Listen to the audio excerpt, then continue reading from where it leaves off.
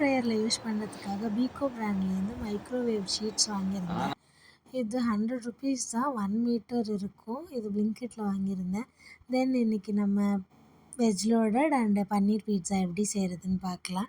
First pizza பேஸில் நிறைய hole add பண்ணிவிட்டு பீட்சா சாஸ் எடுத்து ஃபுல்லாகவே ஈவனாக ஸ்ப்ரெட் பண்ணிக்கலாம். தென் இன்றைக்கி யூஸ் பண்ண எல்லா இன்க்ரீடியன்ஸும் நான் பிளிங்கிட்டில் தான் வாங்கினேன். எல்லாமே ரெடி டு குக் அந்த திங்ஸ் தான் வாங்கினேன். தென் இது வெஜ் லோடட் பீட்சான்றனால தின்னாக ஸ்லைஸ் பண்ண டொமேட்டோஸ், ஆனியன், கேப்சிகம் நமக்கு பிடிச்ச மாதிரி ஷேப்பில் எவ்வளோ வேணுமோ அரேஞ்ச் பண்ணிக்கலாம். தென் சீஸ் எடுத்து இஷ்டத்துக்கு தூவிக்கலாம்.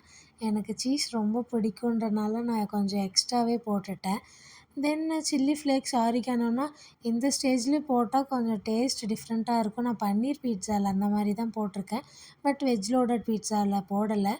தென் ஏர் ஃப்ரையரை 180 டிகிரி செல்சியஸில் 3 மினிட்ஸ் ப்ரீ ஹீட் பண்ணிவிட்டு திரும்ப 180 டிகிரி செல்சியஸில் 9 மினிட்ஸ் குக் பண்ணி எடுத்தால் வெஜ் லோடட் பீட்சா ரெடி. தென் பன்னீர் பீட்சாக்காக பன்னீர் நான் ஹோம்மேடாக பண்ணேன். அதனால தான் இந்த ஷேப்பில் இருக்குது. தென் பன்னீர் பீட்சாவோட பேஸ் இது தான். பன்னீரில் கொஞ்சமாக சிக்கன் 65 மசாலா, உப்பு மட்டும் போட்டு ஏற்கனவே டோஸ்ட் பண்ணிவிட்டு பீட்சாவில் அரேஞ்ச் பண்ணால் டேஸ்ட் நல்லா இருந்துச்சு. தென் இதுதான் பன்னீர் பீட்சாவோட அவுட்கம். இதுக்கும் சேம் டைம் தான் நான் ஏர் ஃப்ரையரில் குக் பண்ணேன். இது நல்லா சீஸியாக இருந்துச்சு. இது வெஜ் லோடட் பீட்சா விட இதில் நான் நிறைய சீஸ் போட்டிருந்தேன். ஸோ எடுத்து பார்க்கும்போது சீஸ் அழகாக இருந்துச்சு. டேஸ்ட்டுமே நல்லா இருந்துச்சு. நீங்கள் ஒரு டைம் ட்ரை பண்ணி பாருங்கள். இது வெஜ் லோடட் பீட்சா. ரெண்டுமே கிறிஸ்பியாக சாஃப்டாக எப்படி இருக்கணுமோ அப்படி இருந்தது.